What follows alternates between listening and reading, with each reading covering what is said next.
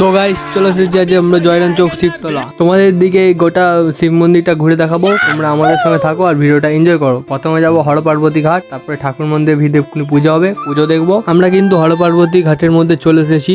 আর এখানে যারা আসবে তারা কিন্তু জুতো খুলে আসবে, কারণ এখানে মাছ আছে, মাছের খুব ক্ষতি হয়। আর পুকুরে কেউ প্লাস্টিক ফেলবে না, ওখানে বোর্ড লাগানো আছে।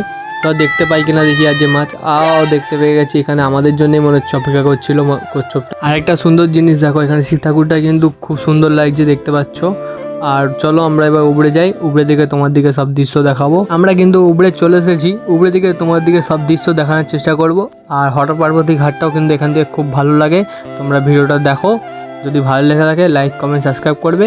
আর এরপরে নিচে নেমে গিয়ে আমরা ঠাকুরের পুজো হচ্ছে, পুজোটাও দেখাবো। তাহলে ভিডিওটা দেখতে থাকো আর এনজয় করো। আর কে কে এখানে এসেছো বা আসতে চাও আমাকে কমেন্ট করো, আমি তোমাদের দিকে লোকেশন পাঠিয়ে দেবো। বন্ধুরা তোমরা দেখতে পাচ্ছ এই কাঁচের ঘরের মধ্যে আরেকটা মূর্তি বসানো আছে শিব ঠাকুরের, খুব সুন্দর লাগছে মূর্তিটা। তোমাদের কেমন লাগছে তোমরা বলো, কমেন্ট করো। আর চলো ঠাকুরের পুজোটা আছে, পুজোটাও দেখে আসি। দেখতে পাচ্ছ এখানে কিন্তু বাউন ঠাকুর চলে এসেছে, উনি কিন্তু পুজো করছেন। আর ভিতরটা কিন্তু খুব সুন্দর লাগছে, অনেক রকম ঠাকুর আছে দেখতে পাচ্ছ। চলো এবার আমাদের দিকে বাড়িটা যেতে হবে। আর ভিডিওটা এই পর্যন্তই ছিল, আবার দেখা হচ্ছে পরের ভিডিওতে। চলো টাটা, বাই বাই।